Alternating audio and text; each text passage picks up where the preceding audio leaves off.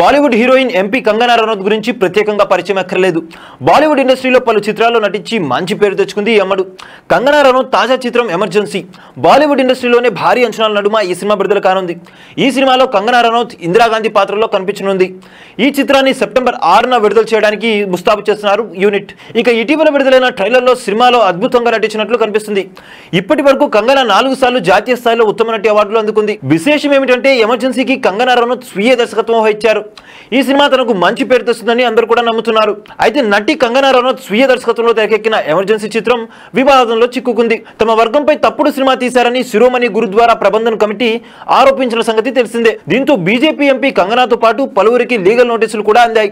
August 14న విడుదలైన ఈ cinema trailer ను సోషల్ మీడియా ప్లాట్ఫామ్ నుండి తొలగించాలని మేకర్స్ మహాసంఘానికి అయితే క్షమాపణలు చెప్పాలని డిమాండ్ చేశారు. అయితే తాజాగా తెలంగాణ ముఖ్యమంత్రి రేవంత్ రెడ్డి న్యాయ నిపుణుల అభిప్రాయం మేరకు సినిమాను నిషేధించేందుకు ప్రయత్నిస్తామని సిక్కులకు హామీ ఇచ్చారు. తమ వర్గాన్ని ఉగ్రవాదులుగా దేశద్రోహులుగా చిత్రీకరిస్తున్నారని 18 మంది సభ్యులతో కూడిన సిక్కు బృందం ప్రభుత్వ సలహాదారుడు షబ్బీర్ అలీకి ఆందోళన వ్యక్తం చేశారు.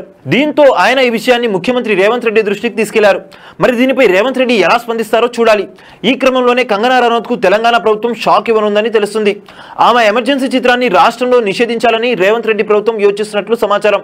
ఇప్పటికే మాజీ ఐపీఎస్ అధికారి తేజ్దీప్ కౌర్ మీనన్ నేతృత్వంలోని తెలంగాణ సిక్కు సంఘం ప్రతినిధి బృందం సచివాలయంలో ప్రభుత్వ సలహాదారుడు మహమ్మద్ అలీ షబ్బీర్ ను కలిశారు. రాష్ట్రంలో ఎమర్జెన్సీ సినిమాల విడుదలను నిషేధించాలని విజ్ఞప్తి చేశారు. సిక్కు సమాజాన్ని కించపరిచే సన్నివేశాలు ఉన్నందున ఈ సినిమా షూటింగ్ చట్టవిరుద్ధమని 18 మంది సభ్యుల సిక్కు సొసైటీ బృందం ఆందోళన వ్యక్తం చేసింది. ఈ విషయాన్ని సీఎం రేవంత్ రెడ్డి దృష్టి తీసుకెళ్లినట్లు ప్రభుత్వ సలహాదారుడు మహమ్మద్ అలీ షబ్బీర్ తెలిపారు. న్యాయపరమైన సంప్రదింపులు జరుపుతూనే ఎమర్జెన్సీ సినిమా విడుదలపై నిషేధం విధించే అంశాన్ని పరిశీలిస్తామని సిక్కు సంఘం నేతలకు సీఎం రేవంత్ రెడ్డి అయితే హామీ ఇచ్చారు.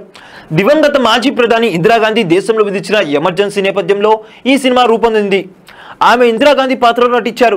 జూన్ 25, 1975 నుండి 1977 వరకు కొనసాగిన ఇండియన్ ఎమర్జెన్సీ నేపథ్యంలో ఈ చిత్రం అయితే రూపొందింది. సెప్టెంబర్ 6న ఈ చిత్రం విడుదల కానుంది. ఈ చిత్రానికి జీవి ప్రకాష్ కుమార్ సంగీతం అందించారు.